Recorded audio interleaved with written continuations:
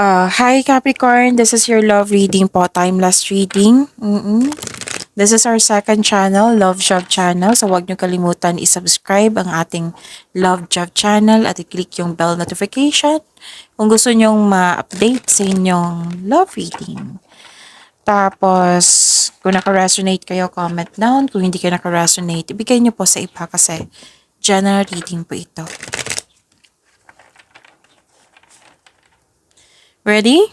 Okay, so Spirits Guide, ano po yung gustong sabihin ng person ni Capricorn? I need 4 cards po.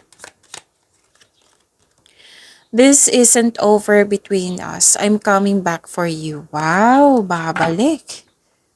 Kung bumalik, babalik talaga siya, oh, nakapag-decide na tong taong to.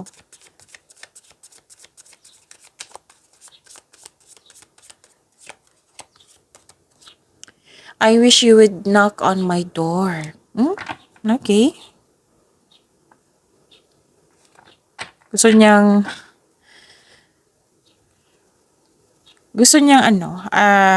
marami tong mensahe eh.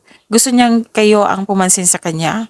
Gusto niyang kayo, yun nga, yung mag-unang mag-approach. Pwede din na gusto niyang i-allow mo siya na pasukin mo siya ulit sa buhay mo.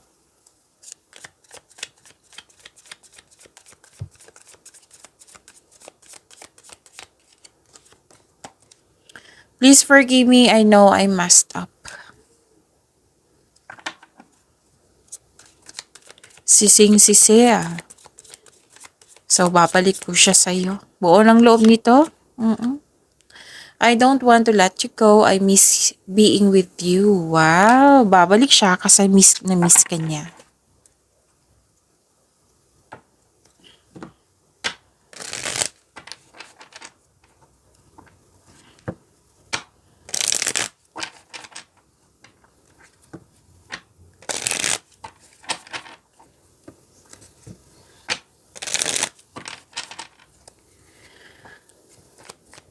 Spirits Guide, kamusta po ang energy sa love life ni Capricorn?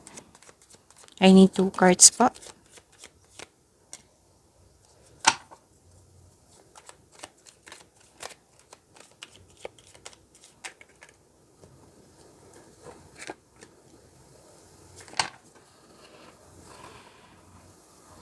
Kamusta na kayo, Capricorn?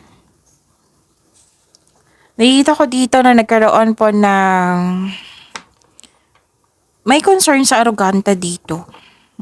May concern sa bossy na gusto masunod yung gusto niya. Gusto niya makuha niyo yung lahat ng gusto niya. Or hindi kayo satisfied sa status niyo ngayon. Yan yung sabi dito. At may nagkasundo dito. At nakikita kong mahal na mahal mo siya. Sabi mo dito, mahal na mahal mo siya, very supportive ka sa kanya. Kaya lang may concern dito sa bossy. Gusto masunod yung gusto. Maaaring tanggapin mo siya ulit. Kasi may nakita kong union dito, partnership. Spirits Guide, challenges po sa love life ni Capricorn. I need 2 cards po. Challenges na mo overcome po sa love life ni Capricorn.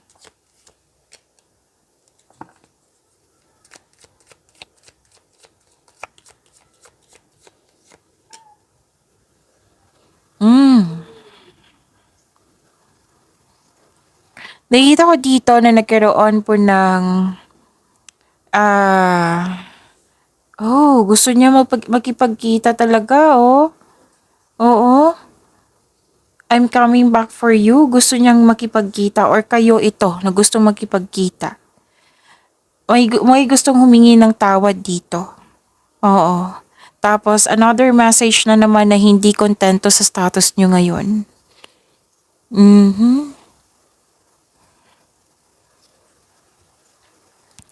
At may nakita rin ako ditong persistence.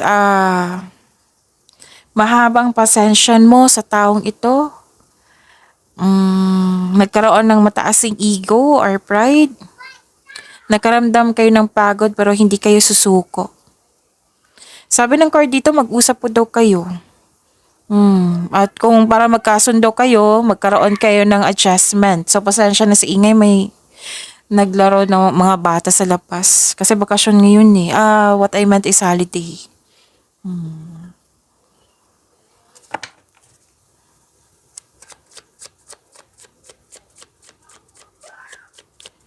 Spirits guide, kamusta po yung feelings ng person ni Capricorn?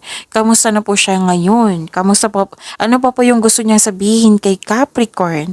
Ano po yung next action niya?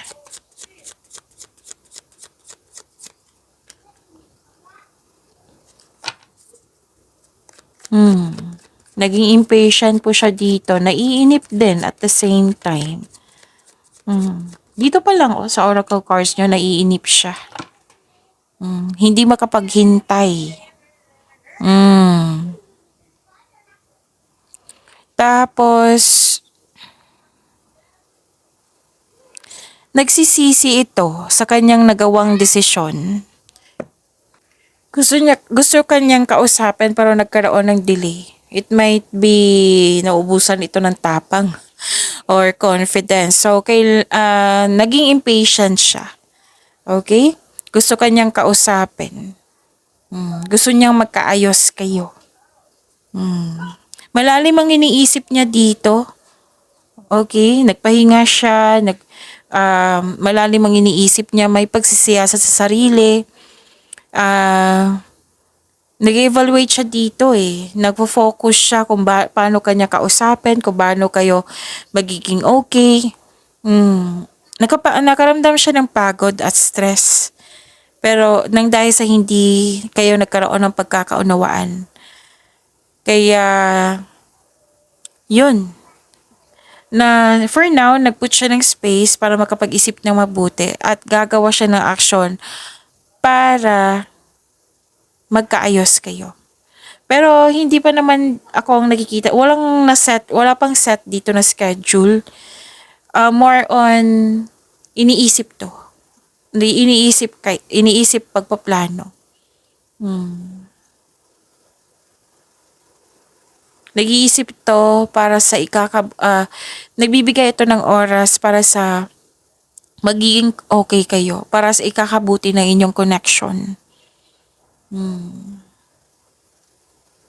Okay? So, yun. Maraming salamat po.